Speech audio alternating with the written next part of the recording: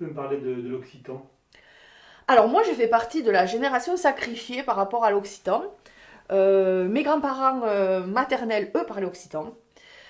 Et je les entends hein, avec des expressions. Et moi, j'ai été élevée dans un village où on avait l'occitan qui était mêlé à notre français. Et c'était quelque chose de courant. Hein.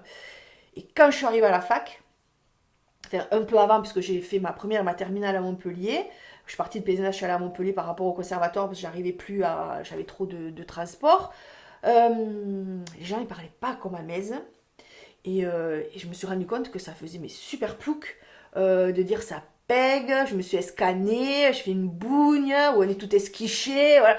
Et qu'on me regardait avec des yeux, je dis mais. Donc tous ces mots-là, je les ai gommés de mon vocabulaire. Et c'est vrai que c'est quelque chose aussi qui s'est passé dans le village, hein, les anciens disparaissant et ne parlant plus, il n'y a plus cette transmission. Donc tous ces mots se sont gommés dans mon vocabulaire et puis aussi dans Metz. Hein, Metz a grossi, il y a des nouveaux qui sont arrivés, pas avec cette culture-là de l'occitan.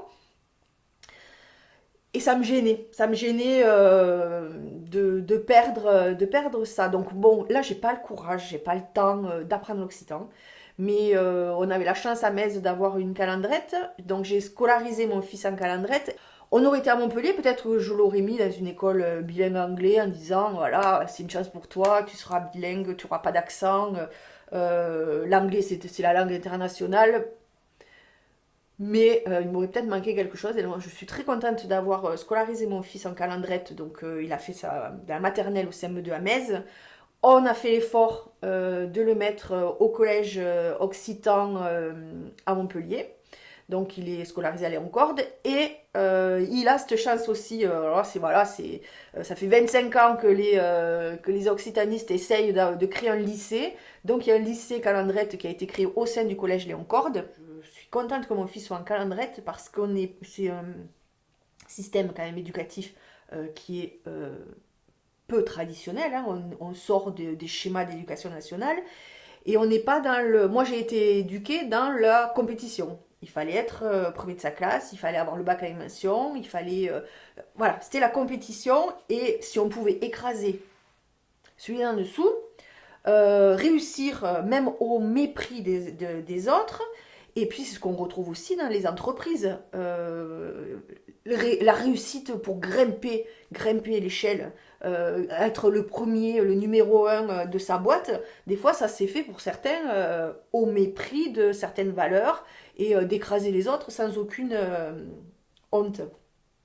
Alors moi, réussir, oui, mais pas à ce prix-là.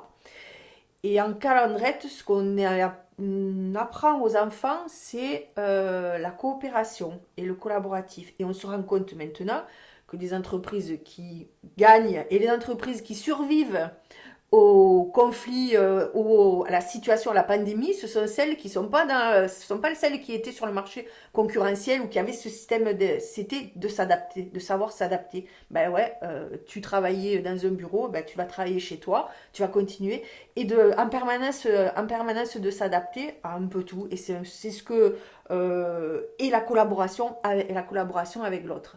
Et je trouve que ça, c'est hyper important et c'est ce que je trouve très chouette dans le système calendrette.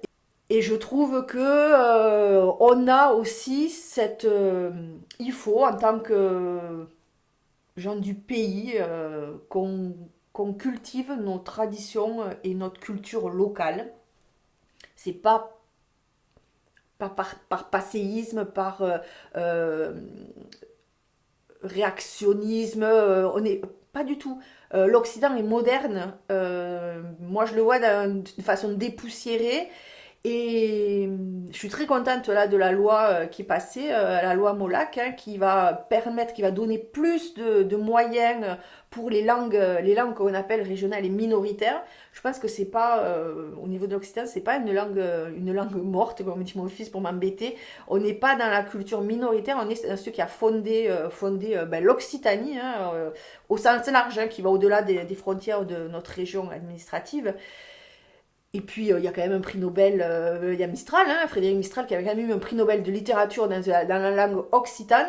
Et maintenant, je me refais un plaisir de remettre dans mon français mes mots occitans. Et quand je vois les gens qui me regardent avec des yeux comme ça, ben, je suis très contente. Et je leur explique et je leur dis, ben, vous voyez, c'est une richesse.